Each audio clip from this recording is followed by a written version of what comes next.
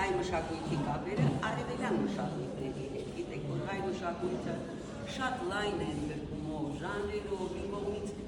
արևմտյան, մյուս կողմից արևելյան արմատներն են սիրեցվել եւ մի ուրույն արևելաքրիստոնեական մշակույթ է ձևավորվել, որը եզակի է իր ընդգրկումով, ինչու եմ անընդհատ շեշտում, որովհետեւ հայ երաժշտությունը, երաժշտության ուսուցիչները գիտի, որ ծանոթ լինեք, ինչ ջուղեր ունի ֆոլկլորը մի կողմից, երաժշտական բանահյուսությունը, ոգևոր երգարվեստի ամբողջ ժանրային համակարգով եւ վերջապես ժողովրդապրոֆեսիոնալ ինչպես անվանում են կամ ավանդական երաժշտարվեստը, որի մեջ ընդգրկված է աշուղական արվեստը, սազանդական երաժշտությունը, զանազան դասական ավանդական երաժշտական ժանրեր եւ ահա այստեղից էլ սկսվում է խնդրահարույց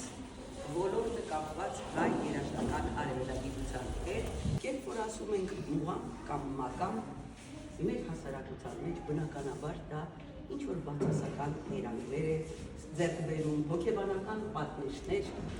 ժամանակին ստեղծվել են եւ դրանք ունեն իրենց հիմնավորումները, հատկապես եղերնից հետո այնինչ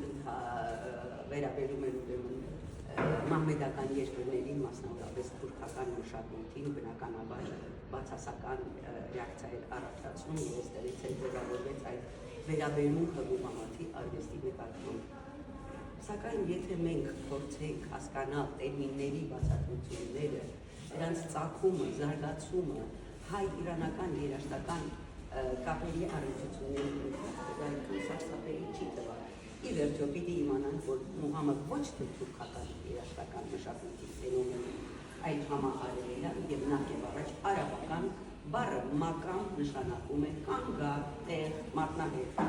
Ուրեմն բառը արաբական ծագում ունի, որը հետո տարածվել է այնպես ինչպես հայերն են վերցրել այդ անունը, այդպես էլ թուրքերն են վերցրել, այդպես էլ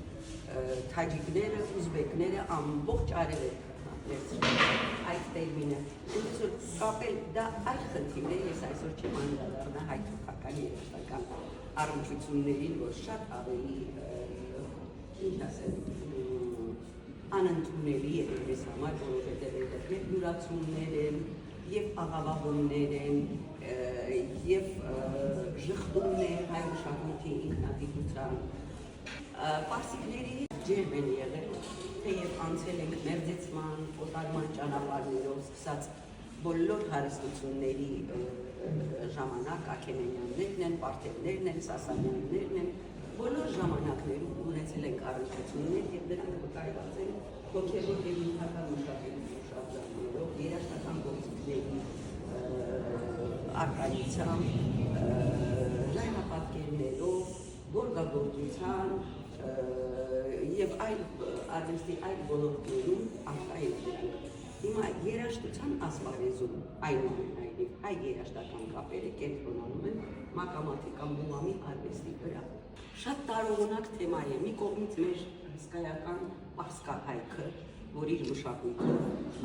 շատ մեծ դեր է կատարել Իրանի երաժշտական եւ ընդհանրապես մշակույթի զարգացման ասպարեզում։ Չկա մի ժանր, որում իրենց ներդրումը ունեցած այո, եւ Կոմիտասի օրինակով հայ երաժիշտները, կոմպոզիտորները իրանահայքի սկսել են հավաքել տարբեր շրջանների ժողովրդական երգերը, մշակել են, հրատարակել են առաջին սիմֆոնիկ նվագախումբը կազմել են հայ երաժիշտները, առաջին դիվիզորները եղել են հայ երաժիշտները, առաջին կամերային խմբերը, տրիոներ, կվարտետներ, կոնսերվատորիայի ղեկավարներ եղել են հայ երաժիշտները, վերջապես իմնի, իրանական իմնի մշակումը դարձավ հայ երաժիշտներն են իրականացրել որպես Թուրքիայի իմին Էդգար Մանասն հեղինակել եւ մշակել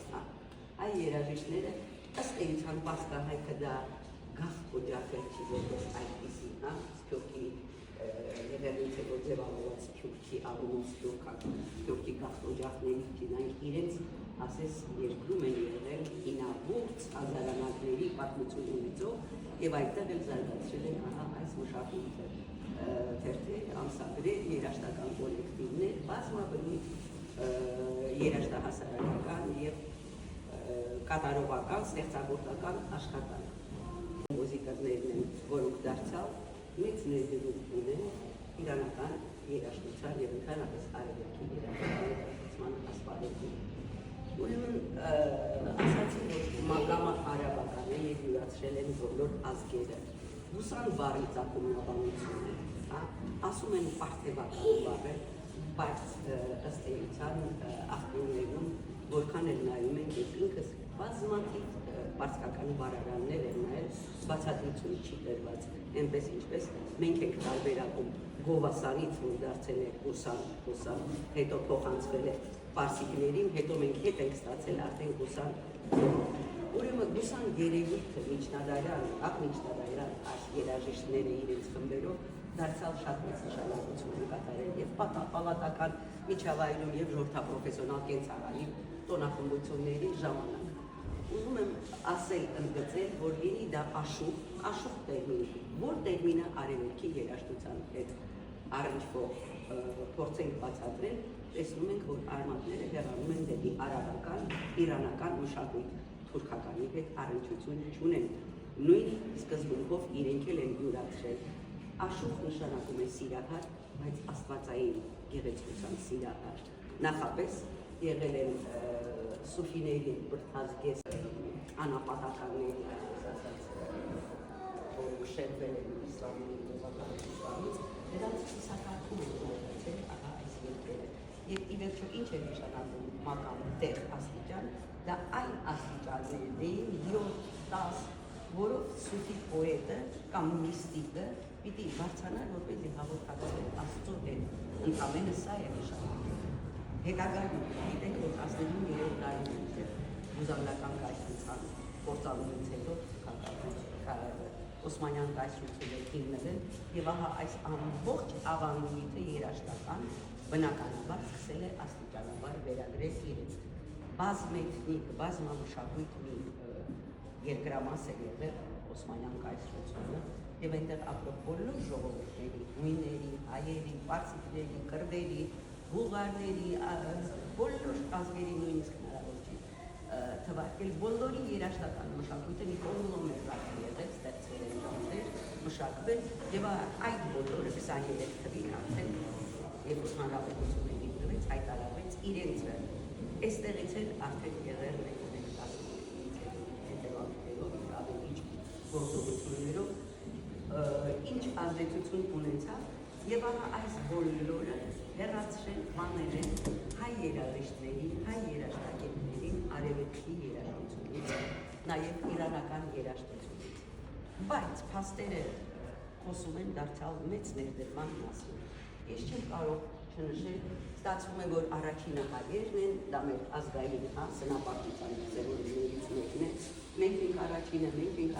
բայց իրական փաստերը այդ մասին են վկայում։ Նիկողայոս Տիգրանյանը 19-րդ դարի վերջին առաջինն է, որ ձայնագրեց պարսկական յուղանները դաշնամուրի համար։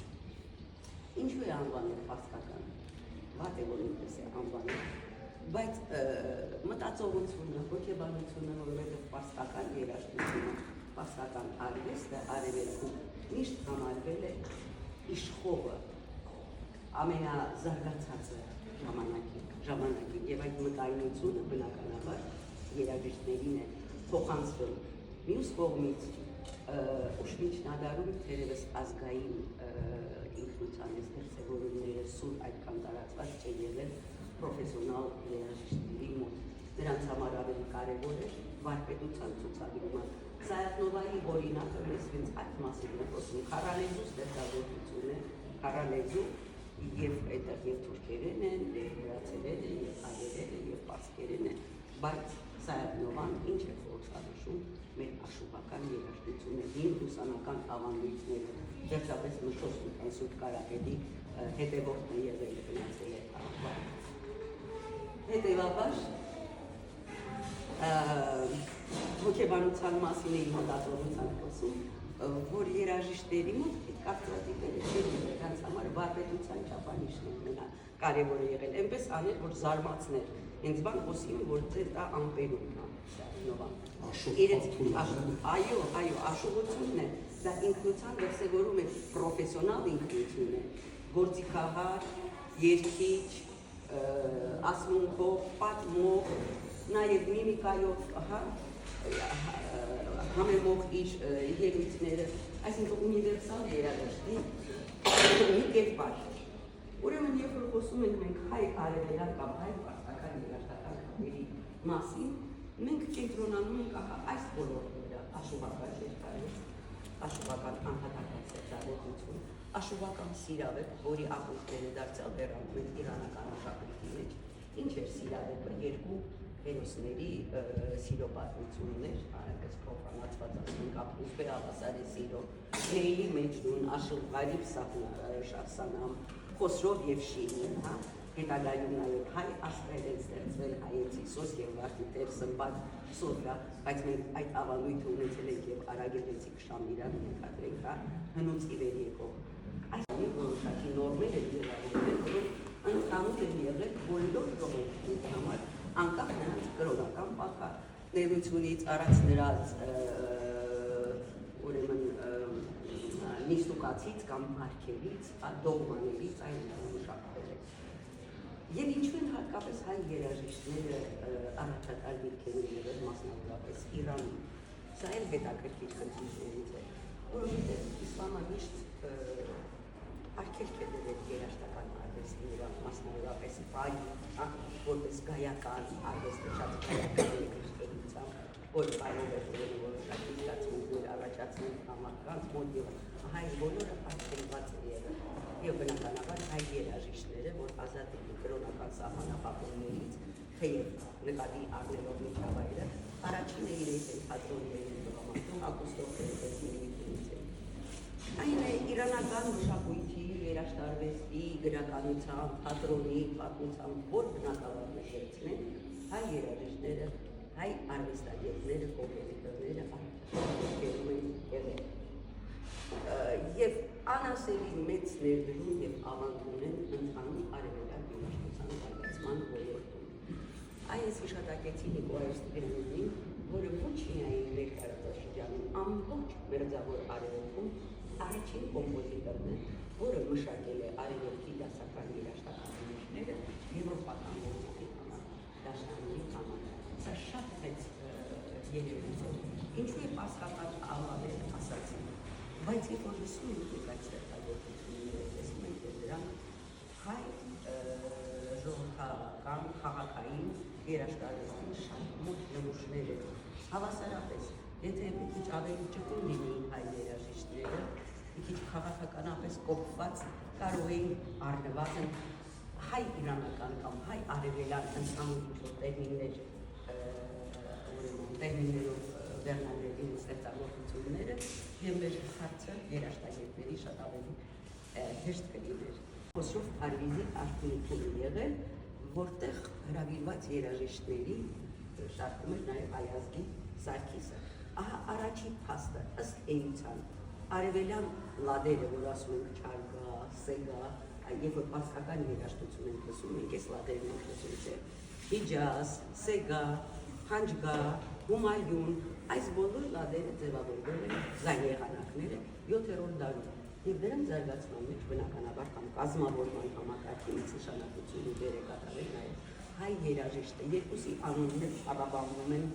արևելքի պոետների ստեղծագործություններում, երկուսին էլ կիսաառասպելական հերոսություններ են վերագրվում, այսինքն տարվա 364 օրվա համար նրանք պարտավոր էին ամեն օր մի նոր երգ օրինել, որ շահը բավարարվեր։ Բնականաբար մի քիչ առասպելական է, բայց սա խոսում է նրա մասին, որ դա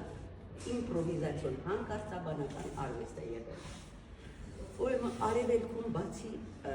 մերձավոր միջին արևելքի երկրներում, նկատի ունեմ Իրանը, նկատի ունեմ արաբական երկրները, Թուրքիան, Աֆղանստանը,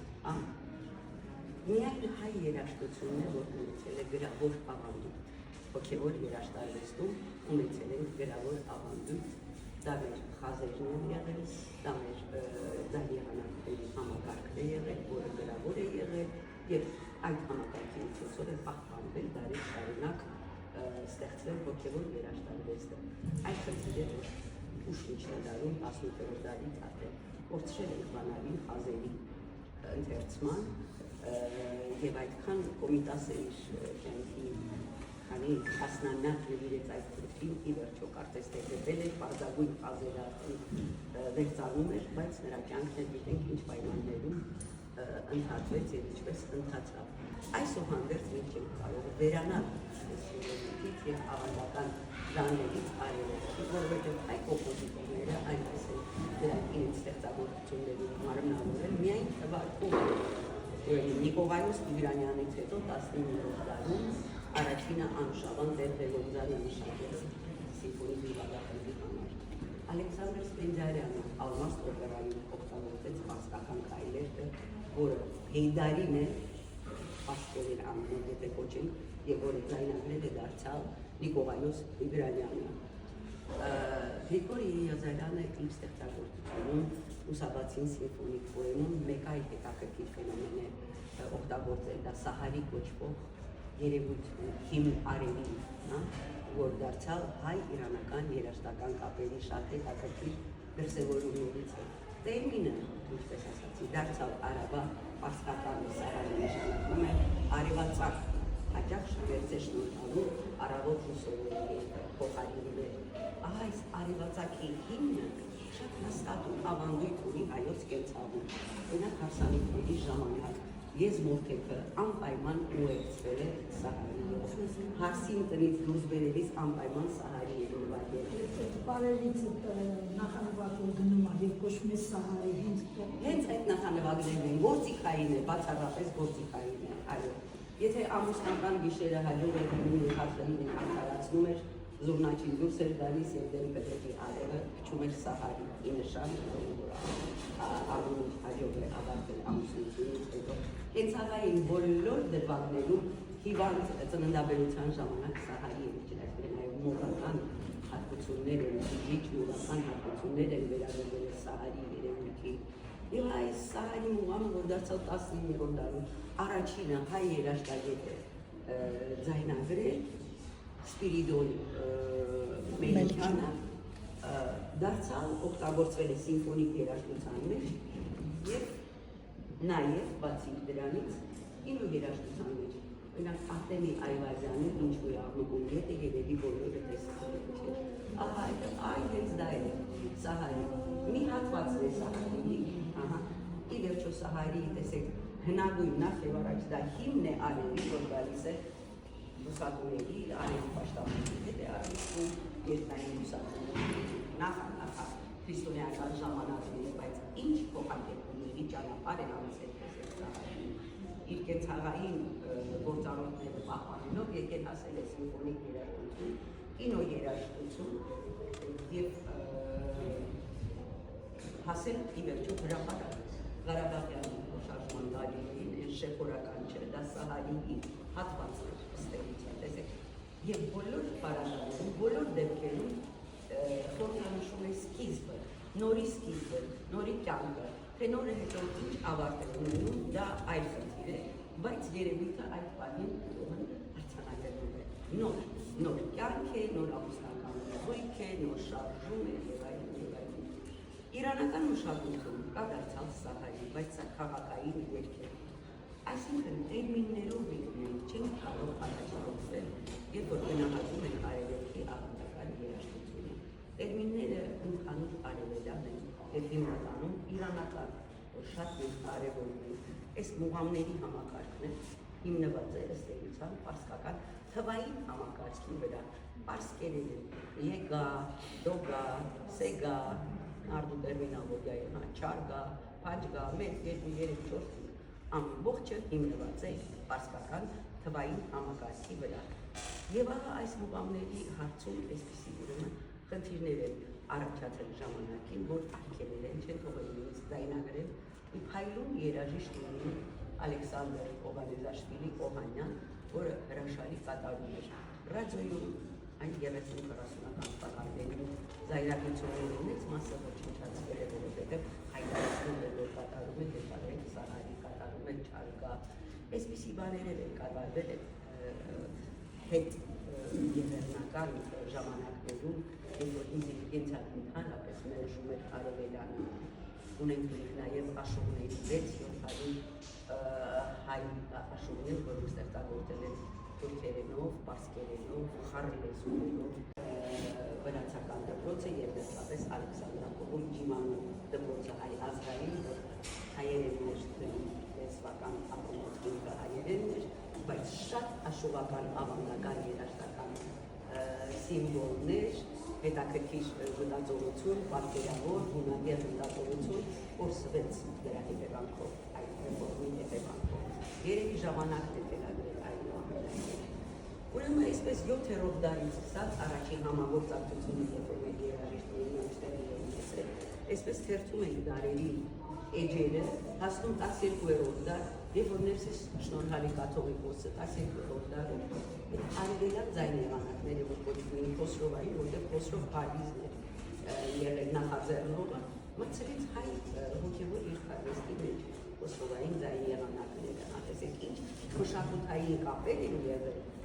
ողջ միջնադարի ընթացքում։ Սրանք հաստեր են արձանագրված, որովհետև ինքը ռեֆորմատոր էր, Ներսես շնորհալի նոր շարականներ, կավեր, գանձեր և այս արևելյան Խոսրովային կոչվող ձայն եղանակները ներմուծեց հայ հոգևոր երաժշտություն։ Այդպես էլ կոչվում են Խոսրովային կամ արևելյան, որպեսզի պատկերացնեք, թե դրանցից որն է ամենավառ ցայտուն օրինակը, ահա այդ Խոսրովային ձայնի եղանակներից կամ արևայից, իննջման այդ արքայական պարտասար դպիրի տաղը կամ Սայատնովայի դունային գլխեն, ինքը դինց է մերեդին է օգտագործել, երբ որ ես լսեցի արկատավոր նույն մեղեդին է, դունեն գլխեն, բացի դրանից շիրինը այո, իր այդ եպան երկում էլի նույն մոդելն է օգտագործել, Ջիվանին ձախորդ օրերը, երբ որ ես ասացի, որ նորմեր են ձևավորվել անկախ էթնիկ պատկանելությունից կամ կրոնական բարիերներից, հենց դա նկատի ունեի, որ դա պարտադիր էր երաժիշտների համար, դա պարտադիր էր արվեստագետների նրանց գիտելիքն էր, պիտի իմանային ձայն եղանակները, հիմա սիմֆոնիան ստեղծվում է Հայաստանում, Ռուսաստանում, թե Իտալիայում, որտեղ հատկապես հիմա կամ 19-րդ դարի վերջին, երույն է ժանրային առանձնահատկությունները պահպանվում են, նույն ձևով զարգացել է արևելքի ավանդական երաժշտությունը, այն տարբերությամբ, որ նա բանավոր է արևելքը բացի այլներից կրկնում չի ունեցել գրավոր ավանդույթ երաժշտական հնչյունները չեն իքսվել,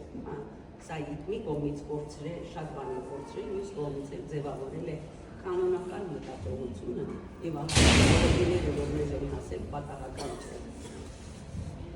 Սա ամենավառ օրինակն էր, նաև Ջիվանի ձախորդ օրերը ասացի, եւ այս բոլորը դա Նիկողայոս Տիգրանյանի ձայնաբերից չկա։ Եթե դաշնամուրի նվագենք նույն մոդելն է։ Ուրեմն հայ արևելյան, հայ պարսկական երաժշտական կապերը հիմնականում հիմնվում են ահա այս ժանրային խմբերի վրա, աշուղական արվեստի, մականացի արվեստի, գործիքային հանկարծաբանական ժանրերի վրա, սահարիները օրինակ, եթե օբիկանչների սահարիները, ահա սա է այն արևելյան երաժշտության համակարգը, որը իր տերմինաբանության ծագումով կապվում է Իրանի հետ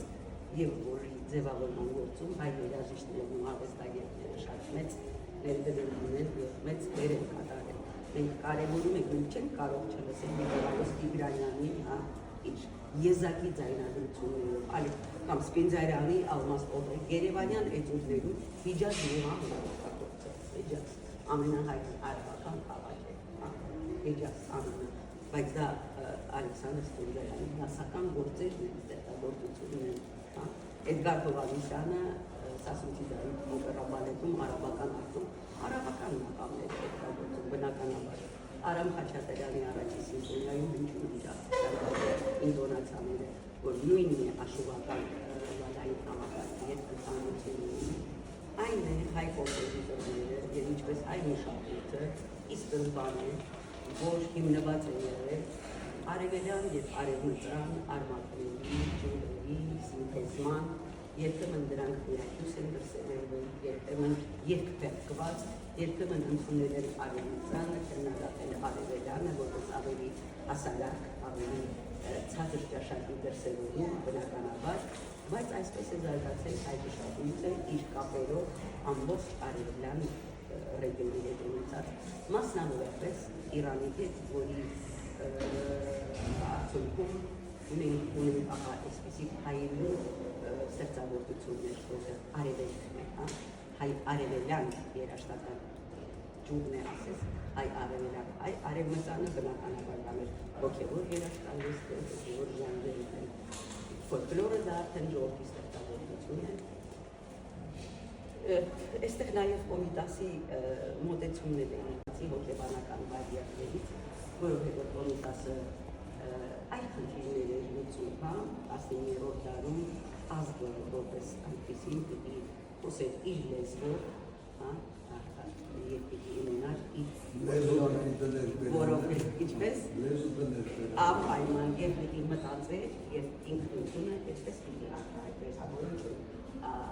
ինքնության մեջ հարացույցի բաղադրիչները լեզու, կրոն, մշակույթ եւ ինչպես Խաչիկ Տորոյանն է ասում, եղեռնի գիտակցություն, եղեռնի գիտակցությունը համարի բաղադրատար շրջանում այնուամենայնիվ դա աղբերի դիտնի հետովել մեր մշակույթի վրա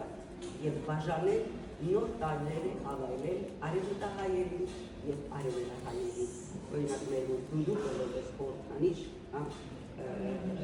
գործի, բայց երբ որ շփվում են եղեռնի ժառանգների, եղեռնից հետո վերապրողների, նրանց ժառանգների, որ մերձավոր արևելքից հետո ունացել են Ամերիկա, գրեթե բոլորի տանը կարող եք տեսնել պատից կախված ութ, դա իրենց, ասես, հիմնտան Օսմանյան կայսրության հիշողություններն են, որից իրենք չեն զրկել իրենց եթերը իրենց հիշողություններում, չեն վերանում այդ ժամանակից, որ իրենց տունը այդ ընդեր եղել, ամբողջ արևմտյան Հայաստանը բնականաբար իր ֆոլկլորով լեզվափոխության են ենթարկվել, կրոնափոխվել են, լեզվափոխության են ենթարկվել, սկսել են երգել այլ լեզուներով, բայց երաժշտական մտածողությունը պահպանել է իր առանձնահատկությունները։ Հիմա մեր խնդիրը նաև երաժշտագետների այդ օտարալեզու երգերի տեքստերով, երաժշտական տեքստերով ապացուցել, որ դրանք ի վերջո մեր բանահյուսական նմուշներն են, ինչ լեզվով են երգվել, արդեն դա այդ հարց է, որովհետև 100,000-ավոր երաժիշտներ են ընդգրկված եղել։ Ահա այսպիսի պատկեր է մեր երաժիշտները ավելի հաճախ գնում են դաշնակահարներ, կվարտետ է գնում, կոմպոզիտորներից են գնում, ցուցադրում իրենց ստեղծագործությունները, կամերային երգեր, խմբերը վերջին ժամանակին շատ ինտենսիվ էր այդ կապերը, չէ՞, Խաչատուր Ավետիսյանը իր ստեղծագործություններով, կանոնի եւ այլ մշակումներով մեծ ընդունելություն ունեցել։ Հիմա երևի ավելի քիչ են այսպիսի փոխանակումները խմբերի, իրենք են գալիս վերջերս եկել էին լսել էին ներկայացնում են երևի իրենց ավանդական երաժշտարվեստը։ Այդ կոմպոզիտորական երաժշտության փառատոների ժամանակ նաև իրենց կոմպոզիտորների ստեղծագործություններ են լսվում։ Հեղափոխությունից հետո գնացել են եւ հայերը եւ մյուս կոմպոզիտորները Եվրոպա եւ Ամերիկա։ Այս տասնամյակների ընթացքում գրեթե բոլոր պրոֆեսիոնալները հեռացել են։ Հիմա արդեն նոր սերունդ է գտնվում։ Այնպես որ կապերը եղել են եւ չեմ կարող ասել, որ իրենց խումբը ենթադրել ավանդական գործիքների եկել էին, կանոնները, ուդերը, այդ անսամբլային կատարումը մեզ համար այնքան էլ բնորոշ չի եղել, թե հիմա մենք ունենք Սայաթ-Նովա աշխուհական համույթը, կոնսերվատորիան սովորում չէ։ Խմբեր դժվար է ասելու, բայց գալիս, այո։ Գործիքային դասական բաժիններ։ Երևանի կոնսերվատորիա։ Եվ արդյունքում այդ սովորողները մնում են, գնում են Եվրոպա, թե հետ են վերադառնում հայրենի, որտեղ այդ զարգացումը չի երևում,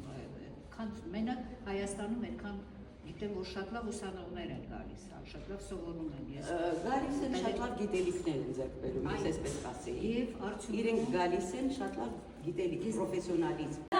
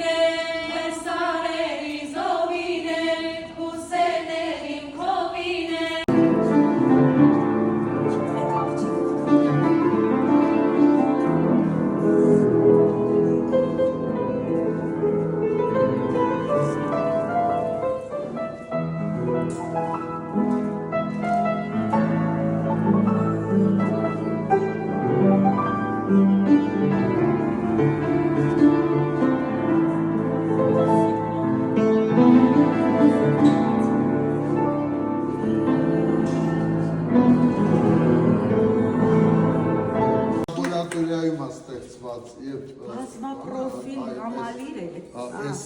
Շատ շնորհակալ եմ։ անպայման եւ անպայման ուզում ենք մեր գինին,